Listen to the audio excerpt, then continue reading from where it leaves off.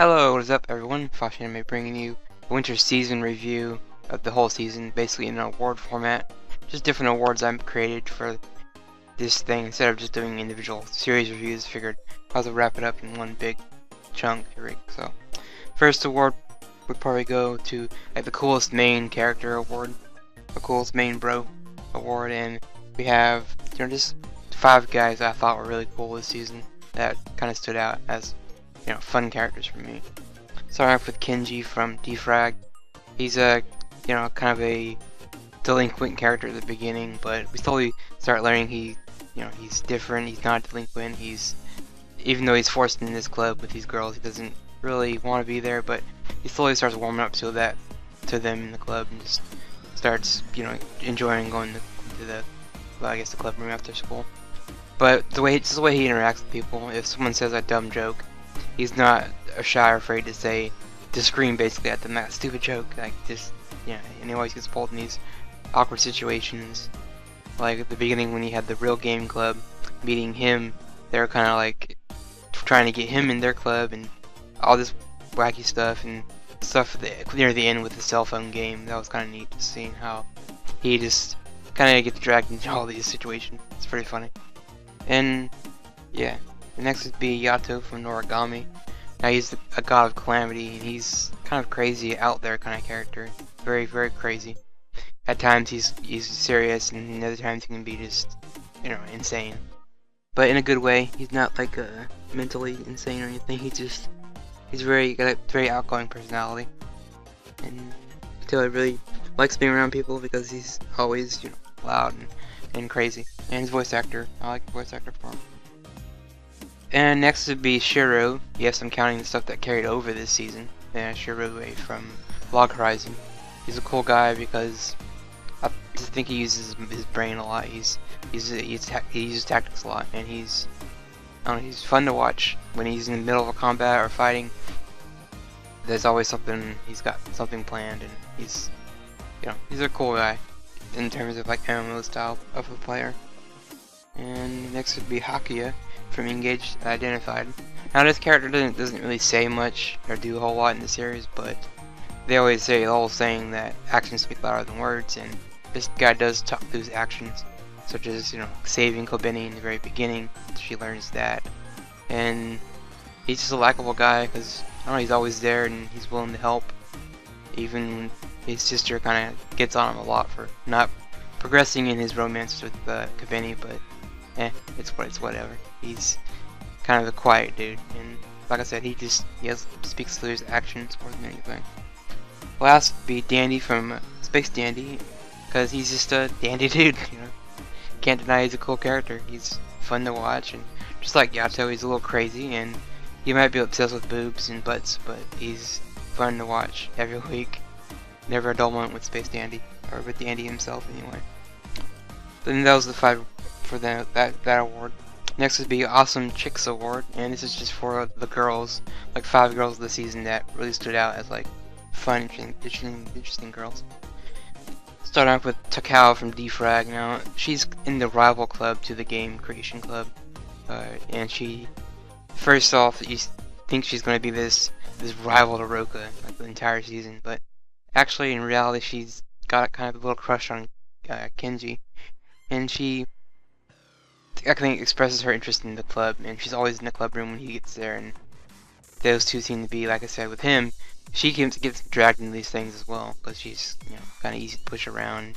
She freaks out easily, and she gets embarrassed, and she's just a fun character, and she even has weird moments like when she met Kenji's sister, who got the bad impression of her that she's bullying him, or bossing him around, so, just when those two are together, they're a lot of fun. And we have Mako from Kill la Kill as next. I know a lot of people didn't like her because they found her annoying, loud, and just kind of not funny to them, but I don't know, there's a certain charm with her. She's just always there, and you can always count on her for like a little bit of comic relief, and in the end that's what all our characters, but we do get some scenes when she gets like her own fiber outfit. She just becomes this fight club leader, and she's pretty badass in the first part because she fights Ruko, but then we get towards the end she gets it again, and she shows everybody she can be powerful in her own way. But yeah, Mako is just, I like watching her. She's fun. And another one from Log Horizon would be AKATSUKI. Again, kind of like Hakuya. She doesn't say much or do much in the series, but her actions are, I guess, her standout point. She's just always there to support Shiorei, and I like that. And even though she does have a crush on him and is kind of scared to say anything to him, I have a feeling in season 2 we're gonna get, maybe we see more of her and what she does in that. Next would be Suzuka from Tokyo Ravens. Kind of similar. I mean, a lot of these girls I liked are side characters that don't do much for the overall plot of the series that they're in, but with Suzuka, she was kind of the evil character at the beginning. Like, she wanted to raise her brother from the dead and didn't care who she hurt in the process to get it done. And we saw her in that, and then she kind of changes in the middle. She's kind of bossy, kind of a tsundere. I mean, she is in the whole series, but as the end series comes up, she starts changing, she starts opening up to people more, and I just like that. And I like how they took that character from kind of a bad girl in the beginning, and changed her into the kind of somewhat likable character before the series ended. And then last would be Ogura from Nobunaga Gun. She's cool because, again, she's a little wild and crazy, especially during a fight. I noticed she can switch on Nobunaga when she's in the middle of combat and fighting, and she just goes crazy and makes her mark and hits every target, and she's kind of quick on her feet. She can use her weapon in a certain way, like as like a, you know, to get across water, she can use her ammo belt, or use it as a skydiving tool. So she's not very bright when it comes to non-combat, because she's kind of military otaku, so she is kind of scatterbrained in outside of combat. It's kind of funny to watch her, especially when she's with Jack. She freaks out, and it's funny watching her. So I like that. Next would be Epic OST I could listen to all day award. That would be quick kind of go out to these Tokyo Ravens.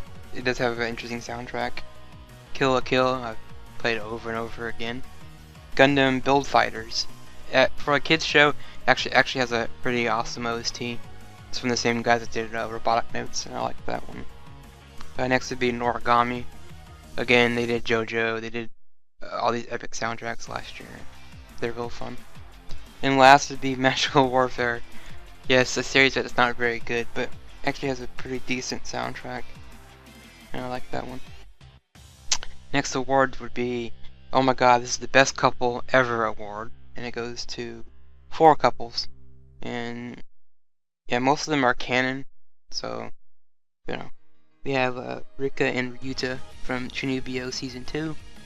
And through Season 1, we have this relationship of this girl who has this very overactive imagination. She thinks she has superpowers, basically, and that's what Chuunibyou means. Basically thinking you have, you know, a power or something that's of another world. And her boyfriend she kind of gets through near the tail end of Season 1, but Season 2 is where we really explore this couple, and we see them actually hold hands and kiss each other on the cheek, and there's a moment when near the end they almost kiss on the lips, and they, you know, kind of don't, but you know, it is what it is. I mean, it's Kyoani, they don't really do that very often, so yeah. And next would be, well, it's not really confirmed, but yeah, Chisaki and Tsumugu from Nagi no Asukara. Now, those two are kind of not a very big surprise, especially when you get to the second half of that series, due to the circumstances of what happened in an earlier episode. Those two are they spend a lot of time together, and they slowly start developing feelings for each other. But Tsumugu doesn't really confront those feelings till kind of the tail end of the series, and that's kind of a shame. I kind of wish they got that earlier. That way you could see that couple develop, but I mean, it's still a couple regardless, and I kind of like that. So, next would be Kobeni and Hakuya from Engaged to Identified. Now this is kind of just like Chuunibyou, we just see these two slowly start forming their relationship, even though they do this in one season, because they're already engaged, or they're supposedly fiancé. They're supposed to be technically married. So we see this relationship kind of form slow at the beginning, where they kind of they live together with, you know, her family and his sister, and the sister, and I think the sister is like pushing them to get together. She's like the driving force for that show. And it was nice seeing these two, you know, get together. You know, they didn't really kiss at all in the series, but after some conversation with a few friends, we don't really need that for a confirmation that they're gonna be a couple. I mean, we might get a season 2 and maybe develop this more, like just like Chuunibyou season 2. But we'll see. Next would be Akaya and Tamiya from Witchcraft Works. Now, this is an odd couple, you know, kind of the same as the other ones that we don't really, you know, see any romance from them, like as far as like kissing every other episode. But there is some moments where they're together and they just kind of compliment each other. Even though, you know, Akaya is super tall and her boyfriend's super short, and that's kind of a different take on, I guess, romance. It's kind of funny watching these two together. And next award series I look forward to watching every week, and this is like basically shows that stood out as like I have to watch these. It's fun. You know, they brighten up my day, or whatever you want to call it. And I have a few on my list, so I went with D-Frag. It's just funny. You know, there's never a dull moment in that series. People laugh. You know, I laugh all the time with all these characters, and it's a great time. There are hints of some romance between Takao and, you know, the main dude, but they don't really enforce it, so that's what makes it kind of interesting, kind of fun. It's more comedy based. That's what I would say. So. Next would be Engaged Identified. You know, again, like I said, the main couple is what drives this show, and a lot of times I would tune in because I want to see what happens to the couple if they progress any. Or, you know, for me, Mashiro, I can't deny that she's a cute character and she's fun to watch. So, you know, that's another thing I like about it. Kill la Kill, you know, self-explanatory. It's an awesome series. You know, every week was like action, action, action. There were some episodes that were kind of drag on episodes, but I can only count maybe 2 or 3 that were kind of meh episodes. But the whole series is like adrenaline fuel. It's every week there's a cool fight. Rikko's doing something awesome. Mako's being crazy. The Elite Four are doing their usual thing, and you know, in the end we have like Satsuki and Rikko kind of come together and they help each other become a team and take down her mom, and it's just an epic event every week. And I don't know if we get a season 2, but we might. Who knows? I mean, I still think it's kind of a perfect ending the way it ended. Doesn't need any more. Even though I know there's an OVA coming out, like unaired video or whatever they plan on doing, but I had fun in Kill la Kill. I mean, like I said, it's great fun for me. Next would be Nagi no Asukara. Like a romance, you know, usually not my favorite genre of all time, but every once in a while I'll catch a romance show that's really good and really interesting. And Nagi Asukara was cool because you have, you know, 2 different races. You know, the people from the sea and the humans getting together, and just how they kind of interact with each other. It's just interesting seeing how they they, you know, become friends and everything. And the romance part is interesting too. I mean, Monica and Hikari were kind of annoying in the very beginning, both characters by themselves, but you know, as you watch them progress, they get better and better and better, and now they're likable characters. Even though Monica's kind of calmed down since the beginning, and she's not as I guess depressing or annoying as some people will call her in the beginning. Next would be Zvezda. And this show, you know, I wasn't too sure about it. I mean, it was kind of a boring scenario. We have someone wants to take over the world, and it's kind of like, is that really interesting? I mean, on paper, not really, but when you actually see it animated, and it's fun because this has a cast of characters that keeps me watching, and it's fun to watch them interact, and the missions that go on. Yeah, some of them are silly, like the one about no smoking. That was kind of silly. And Kate herself, the main character, is just, I don't know, she's a unique character. We learn that she's kind of technically immoral, and she's not really a kid, so I don't know how old she really is, but yeah.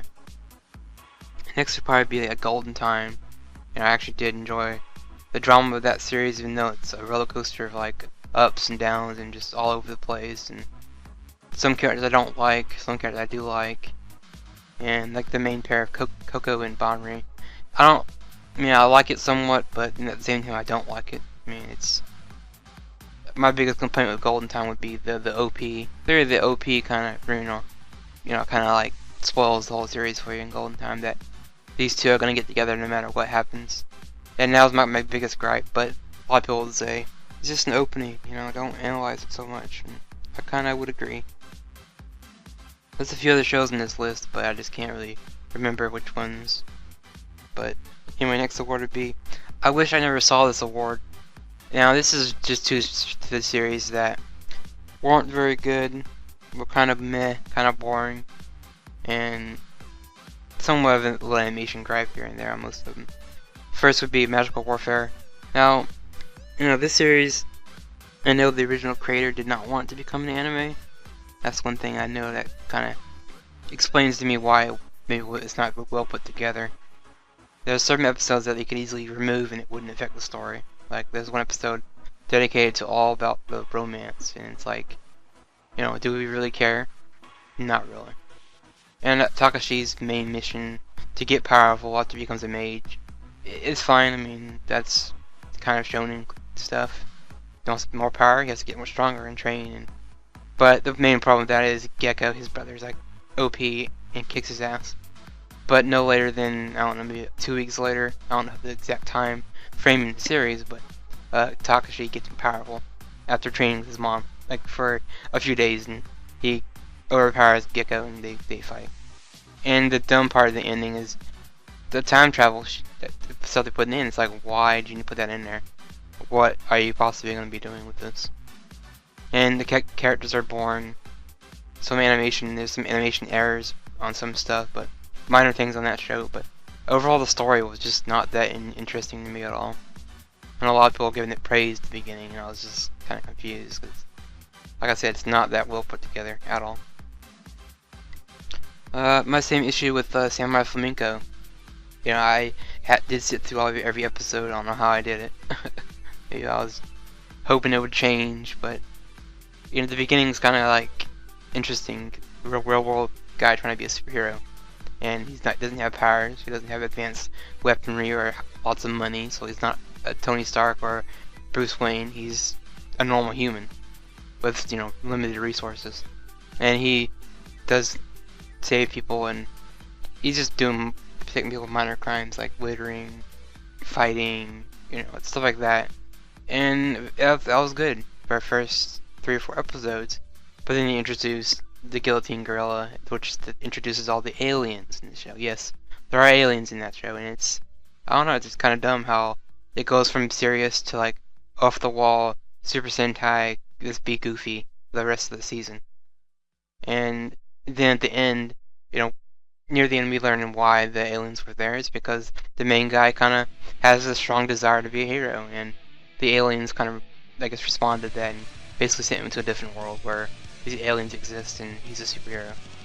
They even go so far as to form a Power Rangers team with the basic colors, red, black, yellow, and pink, and red, and you're like, really? And they even have robots. So that was just out there and crazy.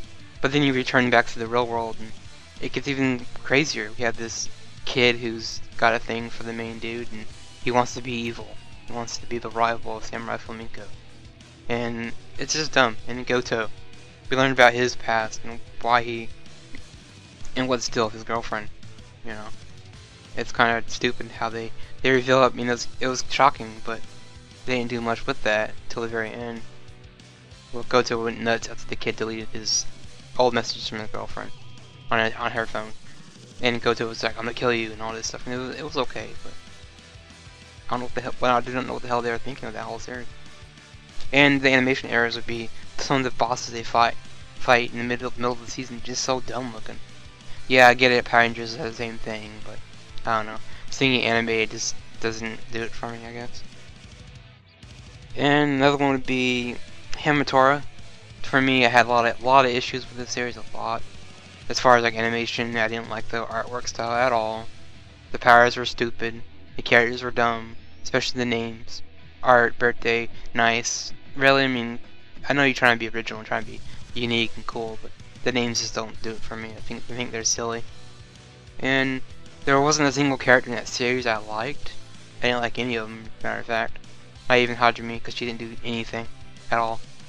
I mean, there was a bit at the end, but we don't really know what her power is. So I don't think we're going to know till season 2, which I plan on not watching because I just did not like this at all.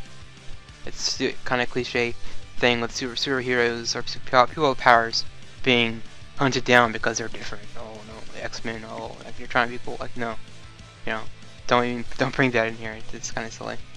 And yeah, I mean they did shock you with art, is what he went through, but in the end it doesn't matter. You know, he comes back, so it's like, all right. So what's up with this? And that's my gripe with that. Just I don't know, poor series all in general. I didn't really like it at all. Next would be Pilot's love song. I know it's gonna get a lot of what? You know, I just didn't like how the romance is super forced. In the beginning, Cal runs into Claire and they're destined to be together. I get that, but you know, this show runs on shock and awe. The most shocking thing was the reveal with Claire. I mean, who she really is. That's a shocker. But at the same time, I was kind of thinking somewhat on that, but I was just thinking the other way around, that she was going to inherit that title, not how they did it. And Cal, he's kind of a character who's hell-bent on revenge, which it's the oldest, you know, cliche in anime, what you've seen a million times over and over again. But some shows can do it well, some shows can't do it well. You know, Kill la Kill does it really well, because it's not the sole driving force of Ryuka. I mean, it is to a certain extent, but when it gets to like the middle or towards the end, she doesn't see it that way anymore. You know. And animation was kind of blah. The fight scenes with the jets and stuff were cool, I admit. But again, this is a series that have characters I don't really care about. I don't care about any of the characters in that series. You know, Cal, he does change, I'll give him that, but in the end, he's still head over heels for Claire, and it's kind of annoying. I didn't like that. Kind of boring. And next would be the I really hate this damn character award. And it's just two characters I just hated for certain reasons, and they just were unlikable for me. BANRI, yeah, I know people will be like, oh my god, what did BANRI do from Golden Time? Oh no. I don't know, it just the constant back and forth with his memories was, you know, gets a little annoying. Yeah, I get it, that's his character. He has amnesia. That's how these people are dealing with amnesia in this series. But in my opinion, it's like I feel he was released from the hospital way too early. He shouldn't have gone to college when he did, and he shouldn't have been looking for a girlfriend, even though I don't think he was in the beginning. I mean, it kind of happened with Coco. He, you know, was put in the same situation as her, and both of them were kind of leaning on each other for support, and you know, one thing led to another, and they're dating. And like I said, the beginning spoils the whole entire series for me. It's like, oh, the opening's like, oh, look, these two are different characters and they're together, and you see them together on the screen, you're like, you know what's going to happen. And you know, characters like Linda get shoved to the side, and you know, it sucks, but you know, Coco does have her strong points and weak points, but I think all the characters have that in that series. But BANRI in particular, he just annoyed me, even near the end, when he dramatically flips back and forth from past version, future version, or present version, and just he's going back and forth, and he keeps running to Linda for support. And I get that, that's what he used to do back in the day, so that's fine. But I don't know, overall I found him to be a very annoying character in the beginning and near the end. But yeah, next would be Gecko from Magical Warfare. No, I really don't know why I hate the character.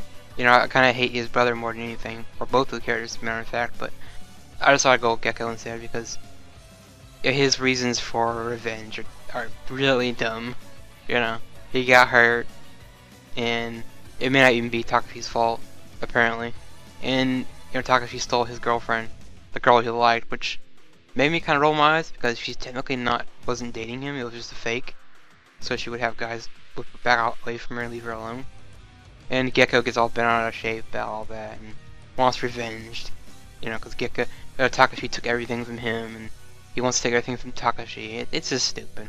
And there's a moment at the end where he's like, "I'm sorry, forgive me, please," and he's like, "Okay," and he's about to shake hands, and he just like, "Ah, psych," and someone else gets stabbed, and it's like, it just shows he's not ever gonna change.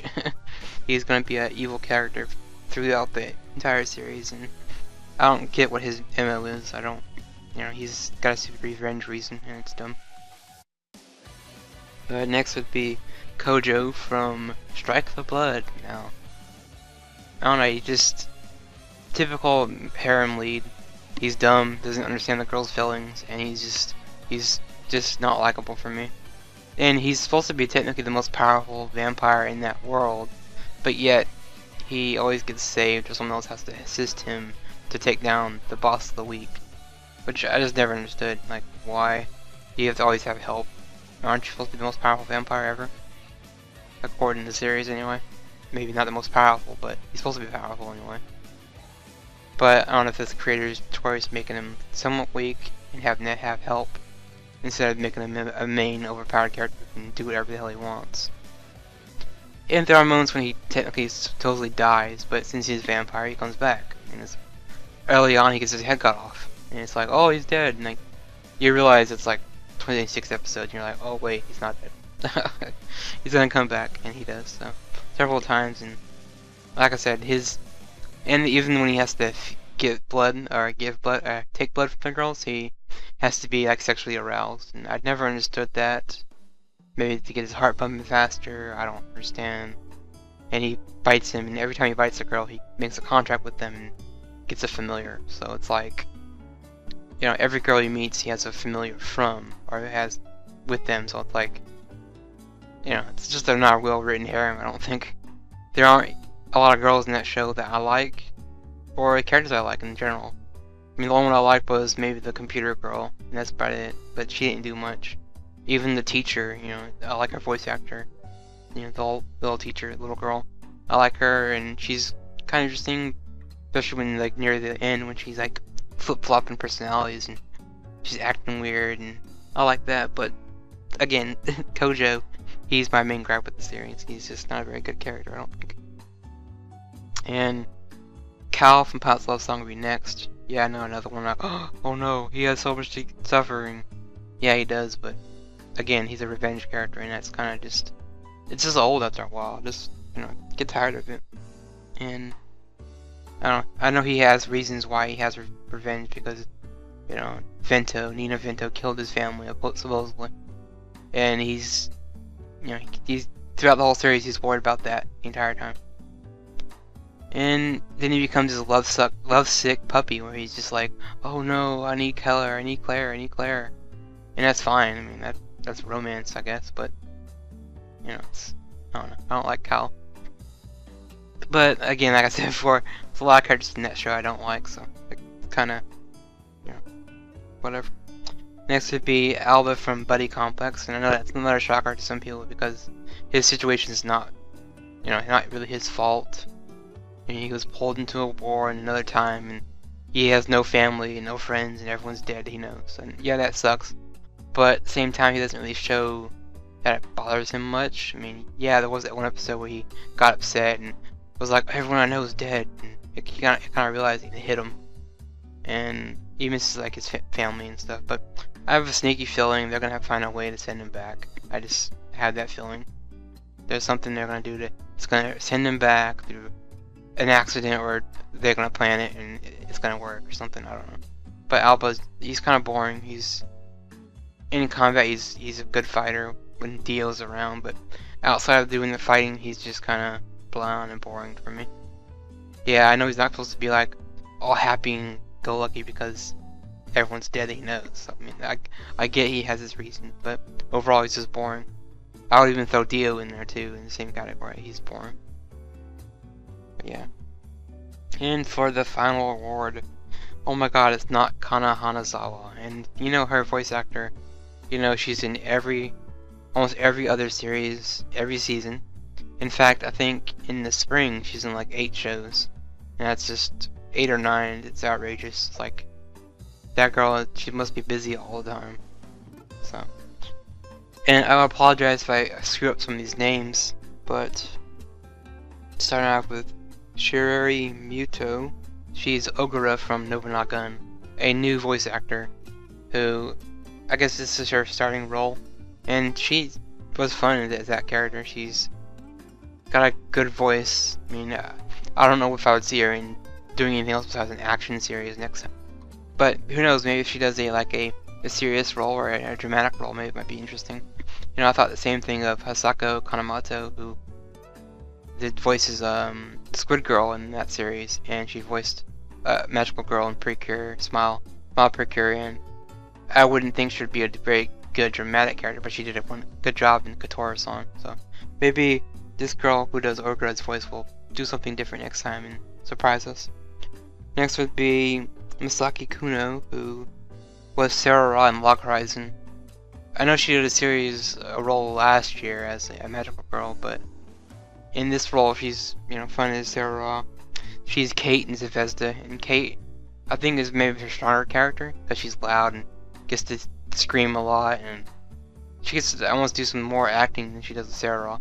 Sarah is more quiet, you know, scared and shy little girl from Log Horizon, and yeah, I like to see more of her. And then next would be now TOUYAMA. She's Chitoge from Nisekoi, and she's Mui from Magical Warfare, and a few other roles this season. I know it's not her first time acting, but it's fun listening to her as Mui sometimes when she talks. And she does a narration for the next preview episodes in those, and she does come off louder and annoying. But as Chitoge from Nisekoi, though, she's kind of tsundere, and you know, Mui and, you know, Chitoge are opposites. You know, Mui's kind of quiet and, you know, worried about her brother, and she cares about people, while Chitoge is more of a tsundere, and she gets loud and can scream and holler, and it's fun to listen to the different types of characters she can play. And last would be Juri Nagasuma, who voiced Satone in Chuunibyou Season 2. She's a pink-haired girl who believes she's a magical demon girl, and she had an interesting laugh. I think that's what her biggest draw for me was, the laugh. And I think this is maybe her first or second role, but I want to hear more of her. She's got an interesting voice, and like I said, it's that laugh that she does in Chuunibyou that's just hilarious. I don't know why. It's just she does it over and over and over again. It doesn't really get old for me. And that's pretty much the end of the awards. You know, there's a bunch of shows I probably missed, but you know, it's kind of hard to have a list that has everything on there. So, yeah. But I mean, I know winter's not technically kind of over yet because we got, you know, one more week of a couple shows, but you know, we're near the end, and you know, it's time to wrap it up and look forward to the spring season that's coming up soon. I really haven't decided on a video series yet.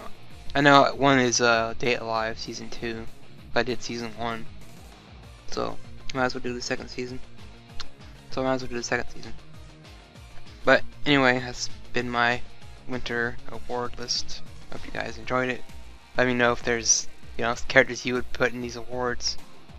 Awards maybe I missed, or characters that you would have changed, or complaints of why'd you pick this guy? Why'd you pick that show? Why'd you do that soundtrack? You know, things like that. So, see you guys next time for whatever else I can come up with for an award or a video.